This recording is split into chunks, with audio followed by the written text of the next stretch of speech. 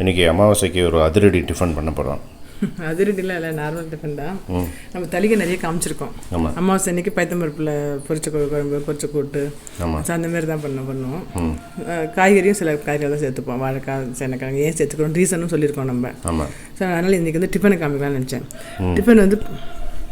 Tiffin வந்து பச்சரிசி தான் யூஸ் பண்ணணும். ஸோ பச்சரிசி இட்லி காமிச்சிருக்கோம், பச்சரிசி தோசை வைக்கலாம், பச்சரிசி தோசை, கத்திரிக்காய், சொட்டை கத்திரிக்காய், அது மாதிரி நிறைய பண்ணியிருக்கோம்.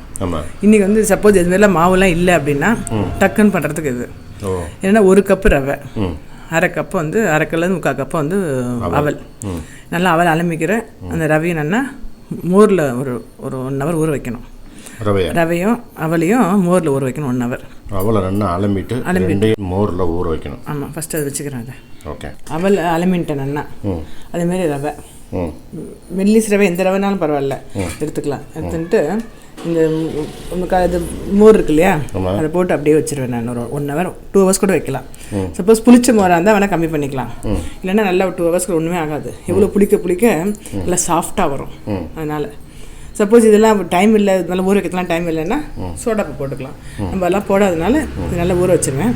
ஊற வச்சுட்டு இந்த பச்சை மிளகாய், இஞ்சி, உப்பு 3 போட்டு நல்லா நைஸாக வந்து மிக்சியில் அரைச்சிட்டுருவேன். ரொம்ப பிடிச்ச மோர் இருந்துன்னு வச்சுக்கங்களேன், இமீடியட்டாக கூட பண்ணலாம்.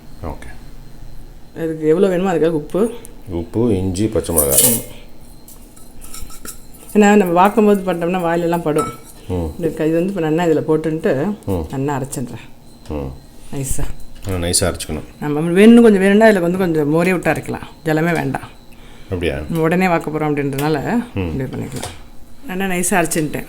நைஸாகலாம் அரைச்சிக்கலாம், நைஸாக ஆகிடும், ஆட்டோமேட்டிக்காக நைஸாக ஆகிடும். வந்து அரைச்சின்ட்டேன். அதில் வந்து கொஞ்சோண்டு கொத்தமல்லி போடுறேன். இப்போ நார்மல் நல்லா இருந்தால் இதில் வேறு என்ன காய்கறி வேணாலும் போட்டுக்கலாம். கேப்சிகம், கேரட்டு இதெல்லாம் போட்டுக்கலாம். இன்றைக்கி அமாவாசை இருக்கணும், அதெல்லாம் எதுவும் போடல. வெறும் இது இப்போ கொஞ்சோண்டு கடுகு, உளுத்தம் பருப்பு தாளித்து கொட்டணும். 2 கடுகு, உளுத்தம் பருப்பு போட்டேன். இது வந்து நல்லா கலக்கிக்கிறேன். கலந்துட்டேன் இல்லையா, இது அப்படியே இட்லியாக கூட பார்க்கலாம், நல்லாயிருக்கும். இட்லி வேண்டாம் அப்படின்னா இந்த மாதிரி ஊத்தப்பம் மாதிரி விடலாம். நம்ம நார்மல் தோசைக்கல்லையும் பண்ணலாம், ஒன்றும் பிரச்சனை இல்லை. இதை வந்து விட்டுக்கிறேன் இப்போ கொஞ்சம். அப்புறம் உங்கள்கிட்ட ஒன்று கேட்கணும்னு நினச்சேன். நம்ம இந்த மகாசிவராத்திரி பிரசாத் வீடியோவில் என்ன சரணாகதி பற்றி சொல்லியிருந்தீங்க இல்லையா, அது என்னென்ன சரணாகதின்னு கேட்டிருந்தா அதோட சொல்கிறீங்களா? அதோட 6 நிலைகள் என்னன்னு கேட்டிருந்தால, இது வந்து சரணம் அகதி, எனக்கு வேறு வழியே கிடையாது அப்படின்னு சரண்டர் ஆகிறது தான் இந்த சரணமகதி, அதாவது சரணாகதி. இதில் வந்து 6 நிலை இருக்குது. நம்ம ஸ்ரீ வைஷ்ணவா பிரின்சிபல் பிரகாரம் பார்த்தோம்னா 6 நிலை. மிச்ச இடங்கள்லாம் பார்த்தா 10 நிலைகள் கூட இருக்குது. 6 நிலைகள் என்ன அப்படின்னா, ஃபஸ்ட்டு வந்து அனுகூல சங்கல்பம் அப்படின்னு சொல்லுவாங்க.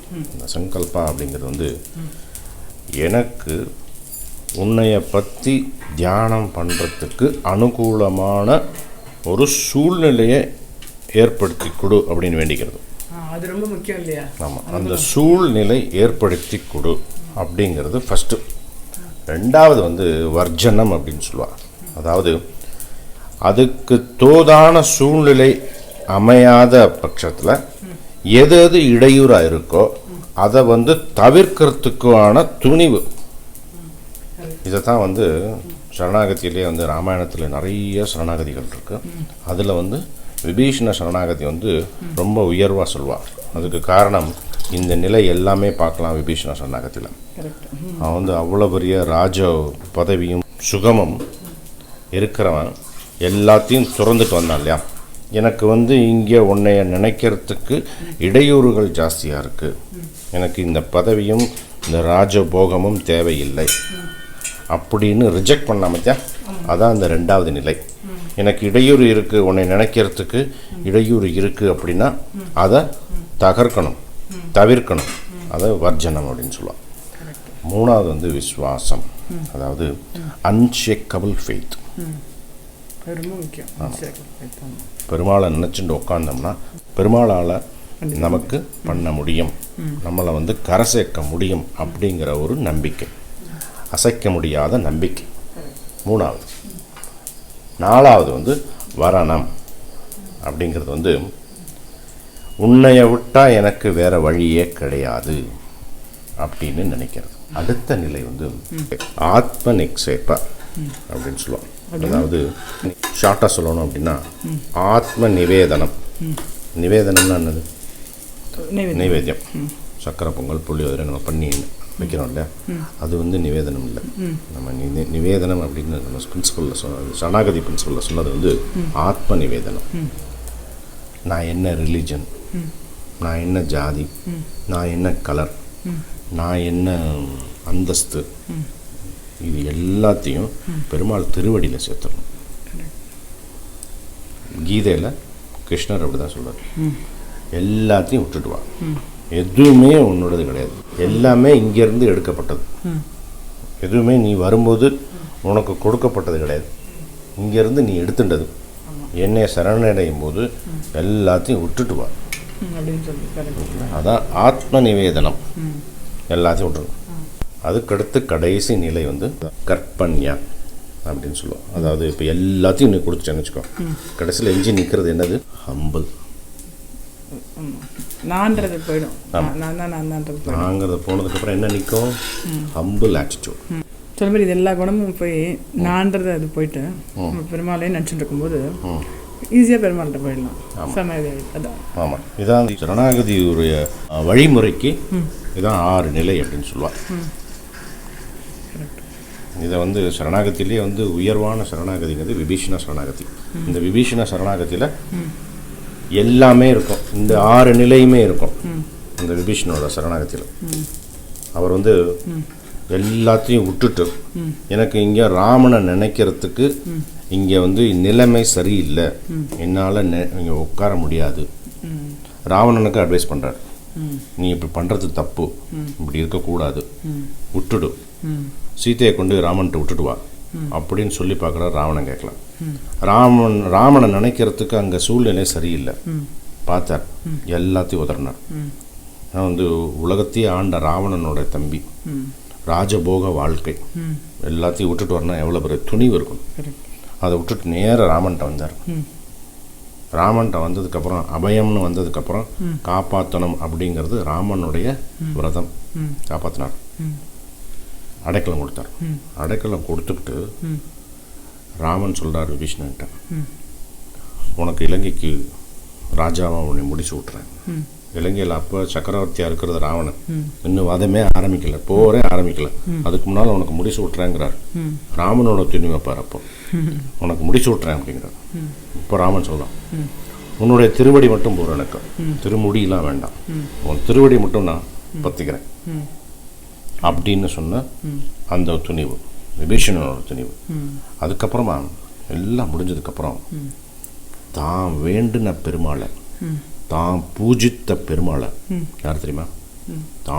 ராமன் தான் பூஜித்த பெருமாள் யார் தெரியுமா? ரங்கநாதர்.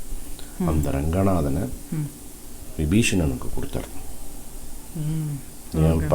பரம்பரையாக நாங்கள் பூஜித்த பெருமாள் இந்தா வச்சுக்கோ நீ அப்படின்னு. அதான் ஸ்ரீரங்க ரங்கநாத பெருமாள் விபீஷணனுக்கு கொடுத்தது. இந்த சரணாகதியில் கேட்கும்போது நல்லா இருக்குல்ல.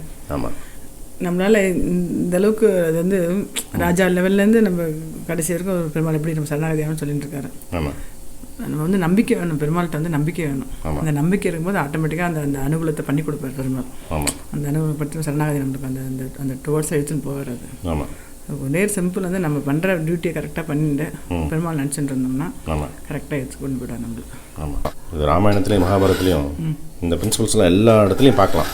அதை வந்து நம்ம வந்து புரிஞ்சுட்டு அதுக்கேற்ற மாதிரி நடந்துக்கணும், நம்ம குழந்தைகளுக்கு சொல்லித்தரணும். கரெக்டு. ஸோ தான்ங்கிற ஒரு இதுலாம் போய் ஒரு ஹம்பிள் ஆட்டிடியூட், எப்பயுமே ஹம்பிளாக இருந்தோம்னா நம்ம நல்லா லைஃப்பில் முன்னுக்கு வருவோம். ஆமாம், பசங்க படிக்க பசங்க வந்து பதவி வர வர அவங்களுக்கு வந்து அந்த கர்வம் வரக்கூடாது, பணிவு வரணும் சொல்லி, பணிவு வர பதவி வர வர பணிவு வந்துடுது அப்படின்னா அந்த தேஜஸ் வரும். அது வந்து கிட்டத்தட்ட பெருமாளை வந்து பக்கத்தில் வச்சுருக்கிறதுக்கு சமம். அது வரணும் அப்படிங்கிறதுக்கு தான் இதெல்லாம் சொல்லி கொடுத்தது.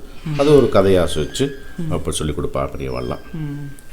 இது அடுத்துலையா அடுத்து நான் வந்து கொஞ்சம் கனமாட்டினாலும் ஒரு குண்டாக இருக்குது இட்லியாக வைக்கிறதுக்கு, வேணும் கொஞ்சம் ஜலமாட விட்டுக்கலாம். நல்லா சாஃப்டாக உள்ளே வந்து நல்லா சாஃப்டாக இருக்கும், பிரித்து பார்க்கும்போது நல்லா சாஃப்டாக இருக்கும், சாப்பிட்றதுக்கு நல்லாயிருக்கும். ஓகே, இது தொட்டுக்கு வந்து இஞ்சி சட்னி. இஞ்சி சட்னியா?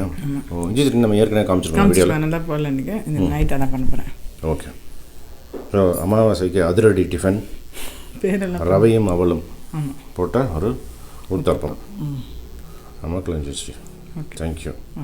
அப்புறம் ஒன்று சொல்ல மறந்துட்டேன். இன்னைக்கு 5 மணிக்கு 5 to 5:30 ஈவினிங் மாமியோட சீராளம் ரெசிபி ஜெயா டிவியில் ரசிக்க ருசிக்க ப்ரோக்ராமில் வருது, பாருங்க. இன்னொரு 2 வாரம் கழித்து நான் பண்ண ஒரு ரெசிப்பியும் வருது, அப்போவும் நான் வந்து ரிமைண்ட் பண்ணுறேன். இன்றைக்கி வந்து மாமியோட சீராளம் ரெசிபி, கரெக்டாக? அதோட ப்ரிவியூலாம் நம்ம நேற்று ஒரு வீடியோ வந்தது, ஜெயா டிவிலேருந்து வந்தது, அதை வந்து போஸ்ட் பண்ணேன். ஸோ இன்றைக்கும் அந்த கிளிப்பு சின்னதாக ஒரு கிளிப் காமிக்கிறேன், பாருங்க. டோன்ட் மிஸ் 5 to 5:30 ரசிக்க ருசிக்க ஜெயா டிவி, கரெக்டா? தேங்க்ஸ் யஷன். சித்ரா தான் ஹோஸ்ட் பண்ணிட்டு இருக்கா இல்லை? ஆமாம், ரசிக்கல அடுத்துட்டு 2 மாதம் பண்ணிட்டு இருக்கா. சூப்பராக பண்ணுறா சித்ரா முரளி. ஆமாம், அவள் கெஸ்ட்டாக, அவள் அதில் நம்ம கெஸ்ட்டாகவே பண்ணுறோம். நான் ஒரு நாள் பண்ணுறேன், நீங்கள் ஒரு நாள் பண்ணுறீங்க. ஸோ இன்றைக்கி வந்து நான் பண்ணுறது வருது, இன்னும் 2 வீக்ஸ்க்கு அப்புறம் நீங்கள் பண்ணுறது வரும். ஆமாம், ரசிக்க ருசிக்க ப்ரோக்ராம். Okay, thanks யஷன்.